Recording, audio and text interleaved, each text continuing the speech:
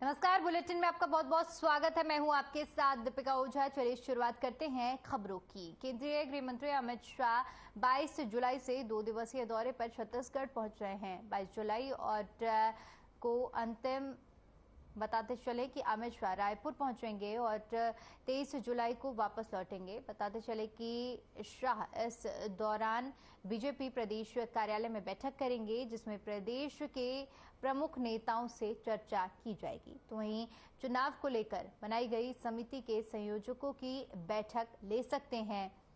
शाह पहले 19 जुलाई को पहुंचने वाले थे, लेकिन उस समय ये दौरा टल गया था।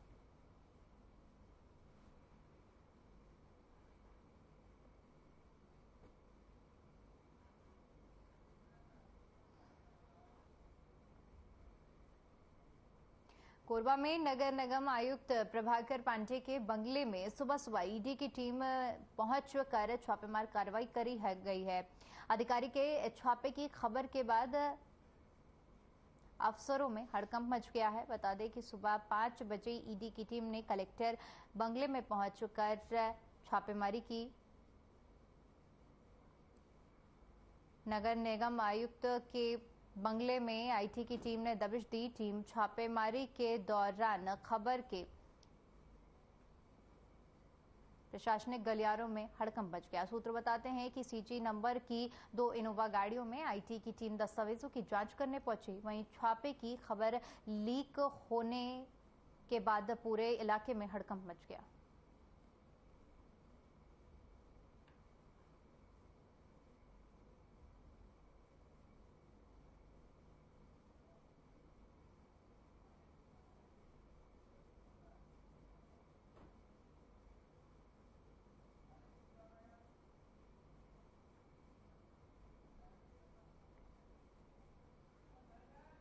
तो कोरबा नगर निगम आयुक्त के घर पर छापेमारी की गई है। बता दें कि सुबह सवेरे ईडी की टीम 2 गाड़ियों से बंगले पर पहुंची और ये कार्रवाई की गई है। बता दें कि ईडी की कार्रवाई से पूरे इलाके में पूरी तरह से हड़कंप मच चुका है। सभी अफसरों में इस वक्त हड़कंप देखने को मिल रहा है। सीजी नंबर की 2 इनोवा गाड़ी प्रभाकर पांडे नगर आयुक्त के घर पहुंची हैं और छापेमारी कार्रवाई की जा रही है।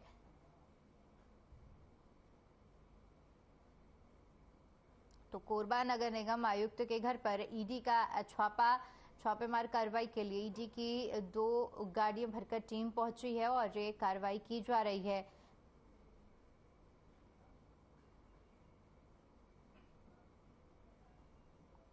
कोरबा नगर निगम में आयुक्त हैं प्रभाकर पांडे, जिनके घर पर ईडी की छापेमार कार्रवाई जारी है और सुबह ही ईडी की टीम प्रभाकर पांडे के घर पर पहुंची है और आवास में छापेमार कार्रवाई की जा रही है। बता दें कि 2 इनोवा गाड़ियों से ईडी की टीम अधिकारी के घर पहुंची है। वहीं सभी अफसरों तक ये जब खबर पहुंची है, जिसके बाद सभी अफसरों में हड़कंप और पूरे इलाके में मचा हुआ है।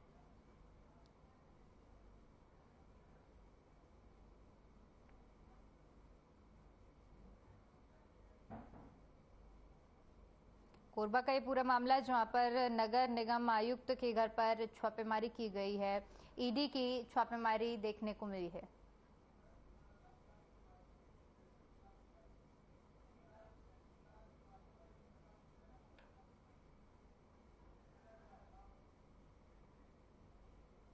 वहीं इसी खबर पर जानकारी के साथ हमारे संवाददाता प्लास तिवारी हमारे साथ जुड़ गए हैं। जी प्लास, जिस तरह से अब नगर निगम आयुक्त के घर पर छापेमारी कार्रवाई चल रही है, अभी तक और क्या कुछ अपडेट है आपके पास इस पूरे मामले पे? जी देखिए दीपिका, जिस तरीके से ये छत्तीसगढ़ में ईडी की कार्रवाई पिछले 2 सालों से लगभग जो है वो जारी है, तो कहीं ना कहीं मनी लॉन्ड्रिंग का ये मामला है पूरा। मनी लॉन्ड्रिंग से जुड़ा पूरा मामला है, जिसमें आज इसी के चलते सुबह 5 बजे से जो है वो ईडी की टीम जो है वो राजधानी रायपुर पहुंचती है। उसके बाद एयरपोर्ट से सीधे कोरबा के लिए रवाना होती है और जो कोरबा के नगर निगम आयुक्त है प्रखर पांडे, उनके घर पर जो है वो सीधे दबिश देते हुए जो है दस्तावेजों की जांच जो है वो ईडी की टीम ने चालू कर दी है। वहीं आपको बता देना चाहूंगा कि एक टीम जो है ईडी की जो सूत्रों के हवाले से खबर आ रही है वो राजधानी रायपुर का एक जोरा इलाका है, वहां पर भी एक टीम ईडी की जो है उसके जाने की जानकारी जो है वो सूत्रों के हवाले से आ रही है कि वहां पर भी छापेमार कार्रवाई की गई है। और कई बड़े दिग्गज पहले से ही ईडी की कार्रवाई के चलते जो है वो छत्तीसगढ़ के बड़े दिग्गज जो है वो फिलहाल जेल में है। ईडी ने जेल में दाखिल करके अभी भी मनी लॉन्ड्रिंग की जो जांच है, कोयला घोटाला हो चाहे शराब घोटाला हो, तो इन तमाम चीजों को लेकर जो है ये छापेमार कार्रवाई की जा रही है। ठीक है प्लस, आपका बहुत बहुत शुक्रिया हमारे साथ जुड़ने के लिए और तमाम जानकारी साझा करने के लिए। चलिए बढ़ते हैं अगली खबर की ओर। आपको बता दें कि केंद्रीय गृह मंत्री अमित शाह 22 जुलाई से 2 दिवसीय दौरे पर छत्तीसगढ़ पहुंच रहे हैं। 22 जुलाई को अमित शाह रायपुर पहुंचेंगे और 23 जुलाई को वापस लौटेंगे। बता दें कि शाह इस दौरान बीजेपी प्रदेश कार्यालय में बैठक करेंगे, जिसमें प्रदेश के प्रमुख नेताओं से चर्चा की जाएगी। तो वहीं चुनाव को लेकर बनाई गई समितियों के संयोजकों के साथ बैठक भी ले सकते हैं। शाह पहले 19 जुलाई को पहुंचने वाले थे, लेकिन उस समय ये दौरा टल गया था।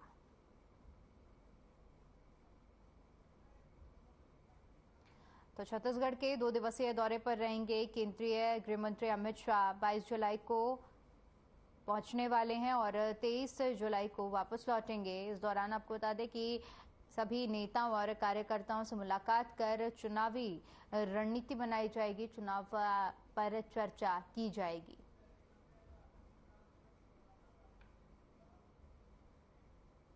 वहीं इसी खबर पर ज्यादा जानकारी के साथ हमारे संवाददाता प्रदीप नामदेव हमारे साथ जुड़ गए हैं। जी प्रदीप, अब 2 दिन का दौरा है केंद्रीय गृह मंत्री अमित शाह का और अब चुनाव की नजदीकियां बढ़ती जा रही हैं, ऐसे में रणनीति बनाई जाएगी। जी बिल्कुल, देखिए 22 जुलाई को मतलब कल राजधानी रायपुर पहुंचेंगे अमित शाह। सुबह 11 बजे के लगभग अमित शाह राजधानी रायपुर पहुंचेंगे और 2 दिवसीय दौरे पर रहेंगे और 23 जुलाई को वापस लौटेंगे। देर शाम 23 जुलाई को राजधानी रायपुर से दिल्ली लौटेंगे। आपको बता दें कि जैसे जैसे चुनाव नजदीक आ रहे हैं वैसे वैसे लगातार केंद्रीय जो बड़े नेता हैं बीजेपी के, उनका लगातार दौरा हो रहा है। आपको बता दें कि 22 जून को अभी माफी चाहता हूँ, 22 जून को गृह मंत्री अमित शाह आए थे और उसके बाद 30 जून को जेपी नड्डा आए थे और 1 जुलाई को राजनाथ सिंह आए थे। और आप देखिए अब फिर एक बार अमित शाह जी का दौरा है, छत्तीसगढ़ दौरे पर हैं और छत्तीसगढ़ की जो चुनावी रणनीति है वो अमित शाह तय करेंगे, क्योंकि देखिए उनको चुनावी प्रभारी कह सकते हैं कि ऐसा बनाया गया, क्योंकि उनको केंद्र ने छत्तीसगढ़ की जिम्मेदारी सौंपी है, जिसके चलते अमित शाह का हर महीने दौरा होगा। लगातार अमित शाह छत्तीसगढ़ दौरे पर रहेंगे। जो 2023 का विधानसभा चुनाव है उसमें अमित शाह की बड़ी भूमिका मानी जाएगी और वो यहाँ पर लगातार दौरा करेंगे और यहाँ पर किस तरह से चुनावी जो रणनीति है वो अभी 22 जुलाई को आएंगे, कार्यकर्ताओं को बूस्ट करेंगे और चुनावी मंत्र देंगे। ठीक है प्रदीप, बहुत बहुत शुक्रिया आपका हमारे साथ जुड़ने के लिए और तमाम जानकारी साझा करने के लिए। चलिए बढ़ते हैं अगली खबर की ओर। पीसीसी चीफ और सांसद दीपक बैज संसद सत्र के लिए दिल्ली रवाना हुए। अपने दौरे पर निकलने से पहले उन्होंने पत्रकारों से बातचीत करते हुए कहा कि लोकसभा के मॉनसून सत्र में शामिल हो सकते हैं, साथ ही वरिष्ठ नेताओं से मुलाकात भी करेंगे। मणिपुर में हुई घटना को लेकर पीएम मोदी के बयान पर उन्होंने जमकर निशाना साधते हुए कहा कि अगर पीएम को मणिपुर की चिंता होती तो इस पर बहुत पहले ही चर्चा हो चुकी होती। प्रदेश में बीजेपी के अविश्वास प्रस्ताव पर दीपक बैज ने कहा कि बीजेपी प्रदेश में सरकार को हिला नहीं पाई।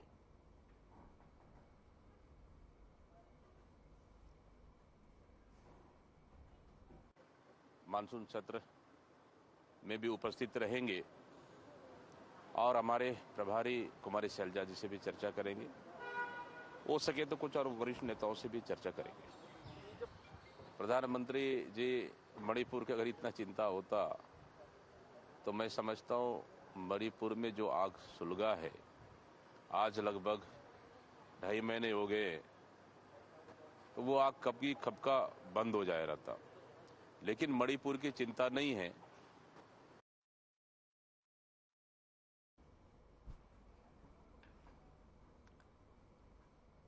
तो कांग्रेस प्रदेश अध्यक्ष दीपक बैज दिल्ली के लिए रवाना हुए। आपको बता दें कि इस दौरान उन्होंने वरिष्ठ अब नेताओं से मुलाकात भी करेंगे।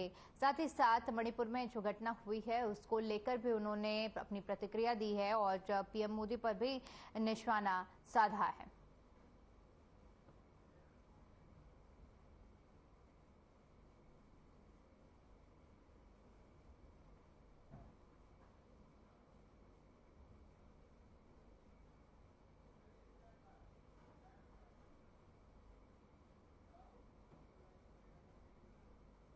बड़ी खबर का रुख करते हैं। रायपुर से बड़ी खबर सामने आ रही है, जहां पर आपको बता दें कि पीसीसी की विस्तारित कार्यकारिणी की बैठक 23 जुलाई को होगी। कार्यकारिणी की बैठक में सीएम भूपेश बघेल भी शामिल होंगे। तो बड़ी जानकारी जिसमें बैठक होने वाली है। बैठक में सीएम और इसके साथ साथ प्रदेश प्रभारी कुमारी शैलजा भी शामिल होंगी। साथ ही पीसीसी चीफ दीपक बैज भी मौजूद रहेंगे। दोपहर 2 बजे राजीव भवन में ये बैठक होनी है, जिसमें जिला, ब्लॉक और मोर्चा संगठन के अध्यक्ष शामिल होंगे। तो बड़ी जानकारी, जहां पर बड़ी बैठक होगी। 2 बजे ये बैठक होनी है 23 जुलाई को, कार्यकारिणी की बैठक, जिसमें सीएम, प्रदेश प्रभारी और पीसीसी चीफ समेत बड़े नेता और पदाधिकारी इस बैठक में शामिल होंगे।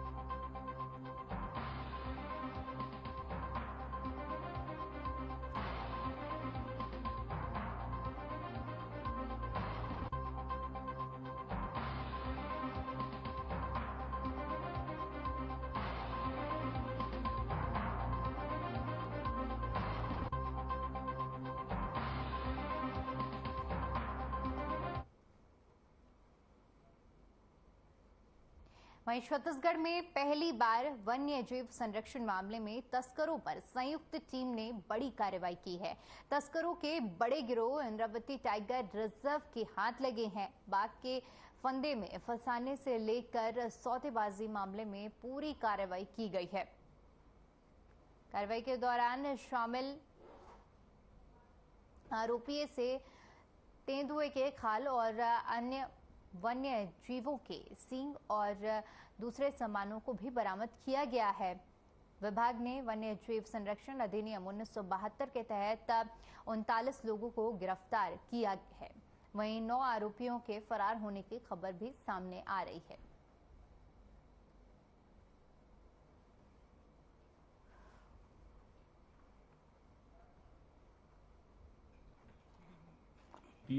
को यहाँ पे बाघ की खाल जब्त कर जो है आरोपियों के विरुद्ध में कार्रवाई की गई है। और ये इसमें हमारे पास में अभी जो खाल बरामद हुई, इसमें बाघ की खाल एक बरामद हुई है बीजापुर से, और एक खाल हमें डोंगरगढ़ क्षेत्र से भी एक जो तेंदुए की खाल बरामद हुई है।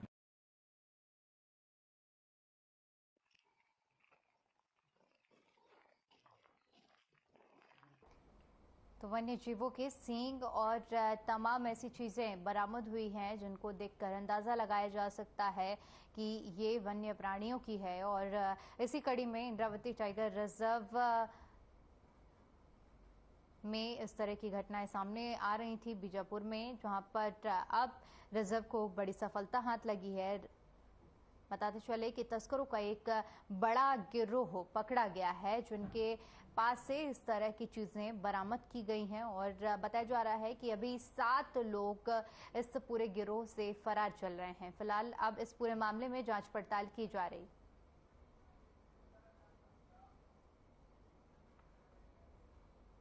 वहीं सिंगौरी बेमेतरा चौक पर स्थापित श्री कृष्ण एवं कर्मा माता की मूर्ति को असामाजिक तत्वों द्वारा खंडित किया गया। लोगों का कहना है कि हमारी आराध्य देवी माता कर्मा भगवान श्री कृष्ण का अनादर पूरे साहू समाज का अपमान है। इस कृत्य से समस्त साहू समाज में आक्रोश है और समाज में गुस्सा है। दोषी व्यक्ति पर तत्काल एफआईआर दर्ज कर कठोर कार्रवाई की मांग की जा रही है। बता दें कि अभी कुछ दिन पहले ही गृह मंत्री ने इसका भव्य लोकार्पण किया था। मूर्ति के टूटे टुकड़े को देखने से यही लग रहा है कि इस कार्य में घटिया निर्माण और व्यापक भ्रष्टाचार किया गया है।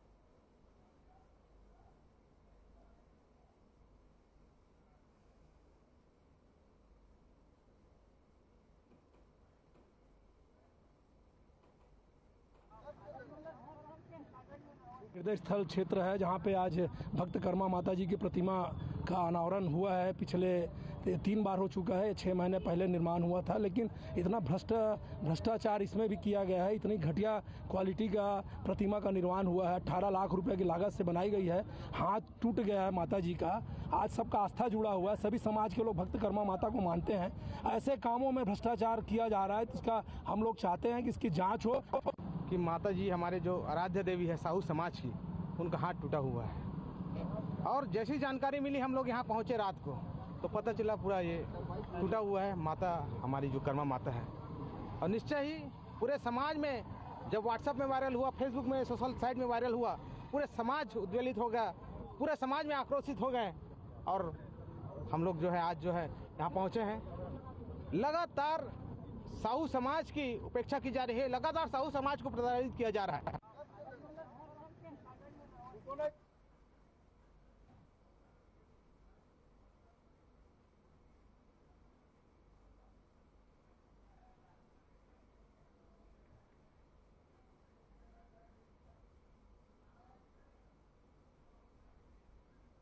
रायपुर से बड़ी खबर सामने आ रही है, जहां पर आपको बता दें कि BJYM अब मोर्चा खोलेगा। भर्ती परीक्षा को लेकर घेराव किया जाएगा। व्यावसायिक परीक्षा मंडल का BJYM घेराव करेगा। तो बड़ी जानकारी, जहां पर दोपहर 1 बजे घेराव करेगा BJYM। प्रदेश अध्यक्ष रवि भगत के नेतृत्व में ये घेराव किया जाएगा, जिसमें सैकड़ों की संख्या में युवा घेराव में शामिल होंगे। बताते चले कि PSC घोटाले को लेकर पहले भी घेराव किया जा चुका है और अब व्यावसायिक परीक्षा को लेकर ये घेराव किया जा रहा है। इससे पहले PSC परीक्षा को लेकर भी आक्रोश देखने को मिला था और प्रदर्शन हुआ था। अब एक बार फिर से BJYM की तरफ से सैकड़ों युवा इस घेराव में शामिल होंगे, जहां पर व्यावसायिक परीक्षा मंडल का BJYM घेराव करने जा रहा है।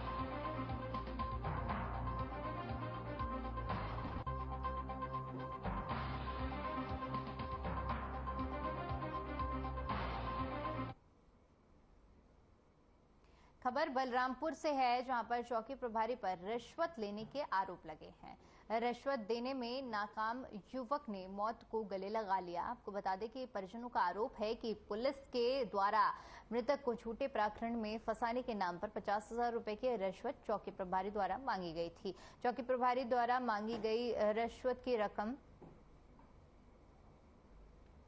का इंतजाम नहीं कर पाने की वजह से युवक ने मौत को गले लगा लिया।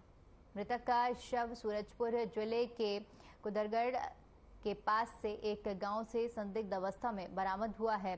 पोस्टमार्टम के बाद शव को उनके गृह ग्राम में भेज दिया गया है और चौकाजाम करने की सूचना पर मौके पर रघुनाथ नगर पुलिस और SDOP अभिषेक झा पहुंचे। SDOP ने ग्रामीणों और परिजनों को समझाकर जिले के आला अधिकारी को मामले की जानकारी दी है। वहीं SDOP से मिले कार्रवाई के आश्वासन पर परिजनों ने चक्काजाम किया है। इसके साथ SDOP ने परिजनों को अंतिम संस्कार के लिए 5,000 रुपए दिए। वहीं मामले की गंभीरता को देखते हुए बलरामपुर पुलिस अधीक्षक लाल उमेद सिंह ने तत्काल प्रभाव से चौकी प्रभारी उप निरीक्षक अब्दुल मुनाफ को लाइन अटैच करने के साथ साथ जांच कर उचित कार्रवाई के निर्देश दिए गए।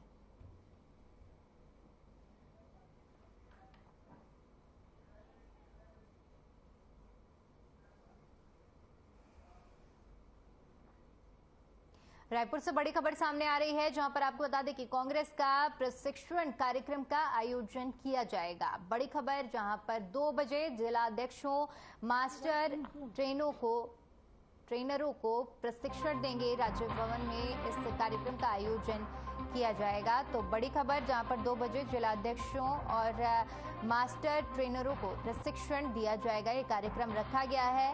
कांग्रेस का प्रशिक्षण कार्यक्रम का आयोजन 2 बजे होने वाला है, जिसमें जिलाध्यक्ष और मास्टर ट्रेनरों को प्रशिक्षण दिया जाएगा राजीव भवन में।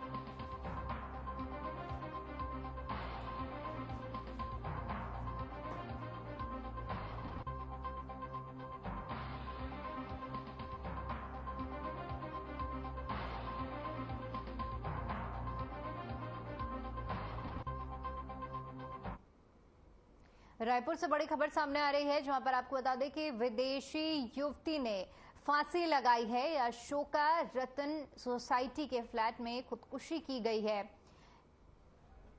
नीना बेदनाको के रूप में उसकी पहचान हुई है। किर्गिस्तान के टैटू आर्टिस्ट थी मृतका, जिसने सुसाइड किया है। तो बड़ी जानकारी सामने आ रही है, जहां पर आपको बता दें कि सुसाइड के वक्त पे प्रेमी को लाइव वीडियो भेजा गया है सुसाइड का, और वीडियो में माफी मांगते हुए नजर आ रही थी मृतका। वहीं इस पूरे मामले की सूचना मिलते ही पंडरी थाना पुलिस मौके पर पहुंची है और अब आगे की कार्रवाई की जा रही है।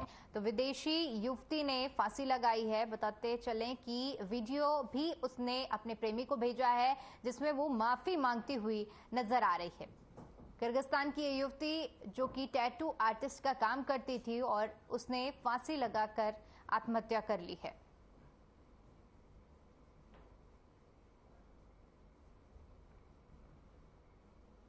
विदेशी महिला है किर्गिस्तान, जो कि टूरिस्ट जो है वीज़ा पर भारत आई हुई थी और अभी 1 तारीख को ये आकर वहाँ पे अशोका रत्न कॉलोनी में निवास कर रही थी। आज सुबह सुबह उसके द्वारा जो है फांसी लगाकर आत्महत्या कर ली गई है। उसका पासपोर्ट और अन्य जो चीज़ें हैं वो उसके जो जहाँ पर वो निवास कर रही थी वहाँ से जब्त करके इसमें आगे की जाँच की जा रही है।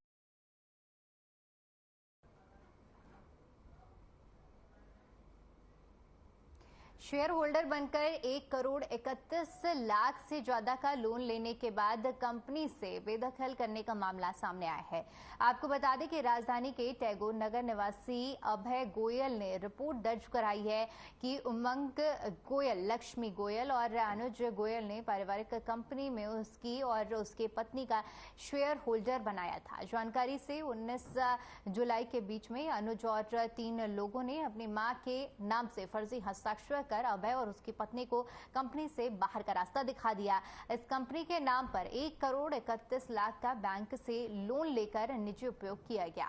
अभय की रिपोर्ट पर कोतवाली थाना पुलिस ने धोखाधड़ी का मामला दर्ज कर लिया है। निवासी अभय गोयल द्वारा थाना कोतवाली उपस्थित होकर एक अपराध कायम किया गया है, धोखाधड़ी का है, जिसपे 420 कायम किया गया है। उनके द्वारा बताया गया है कि उनके परिवार के ही सदस्यों द्वारा उनकी माता जी का फर्जी जो है हस्ताक्षर करते हुए उनके द्वारा एक कंपनी बनाया गया था, जिससे उस कंपनी से उनको हटा दिया गया है। साथ ही उस कंपनी से लोन लेके उसको निजी यूज में किया गया है। लगभग 1 करोड़ से ऊपर का लोन लिया गया है और उस लोन को जो है कंपनी के नाम से लेकर निजी हित में उसका उपयोग किया जाने का इनका रिपोर्ट दर्ज किया गया। वहीं बेमेतरा में जैन मुनि की निर्मम हत्या को लेकर सकल जैन समाज का विरोध प्रदर्शन लगातार जारी है। जैन समाज ने मामले पर कड़ी कार्रवाई करने की मांग की है। साथ ही कलेक्ट्रेट पहुंचकर राष्ट्रपति और राज्यपाल के नाम ज्ञापन सौंपा है। प्रशासन से भी मैं निवेदन करूंगा कि ऐसी घटना जिले के पूरे जैन समाज की ओर से एक ज्ञापन सौंपा गया है, जिसमें उन्होंने लेख किया है कि अपने धार्मिक जो गुरु हैं या उनके जो मुखिया हैं धर्म के, इसके संबंध में दक्षिण भारत में कुछ अशोभनीय कार्य कर किया गया है। इस संबंध में शासन के मार्फत से प्रदेश के माननीय मुख्यमंत्री और माननीय राज्यपाल महोदय से ज्ञापन। चलिए अब आपको सीधा रायपुर लिए चलते हैं, जहां पर छत्तीसगढ़ विधानसभा के मानसून सत्र का कार्यवाही की गई है। चलिए, आजकल तो आप हमारी ओर हो, समझ रहे हो ना। सरकार के परमानेंट आइटम माननीय रामपुरा जी। माननीय अध्यक्ष महोदय, मेरे प्रश्न का जवाब महिला बाल विकास परियोजना से मिला है। उस जवाब से मैं सहमत हूं, परंतु एक छोटा सा प्रश्न है जानकारी के तौर पर कि रेडी टू ईट का सामान कहां से सप्लाई किया जाता है। पत्थलगांव विधानसभा या जशपुर जिले के लिए कौन व्यक्ति है जो उसकी सप्लाई करता है, इसकी जानकारी दे दें। माननीय अध्यक्ष महोदय, रेडी टू ईट का निर्माण राज्य बीज एवं कृषि विकास निगम के द्वारा किया जाता है और उन्हीं के वेंडर के द्वारा सप्लाई भी किया जाता है। जी, राज्य बीज विकास निगम, बताइए माननीय अध्यक्ष महोदय। मैं जानना ये चाह रहा था कि जिले के अंदर कौन सा व्यक्ति है जिसकी सप्लाई वो करता है, वितरण करता है वहाँ। आपको व्यक्ति का नाम जानकारी माननीय अध्यक्ष व्यक्ति का नाम बता देंगे। चलिए फिलहाल के लिए इस बुलेटिन में इतना ही। बाकी तमाम बड़ी खबरों के लिए बने रहिए हमारे साथ। नमस्कार।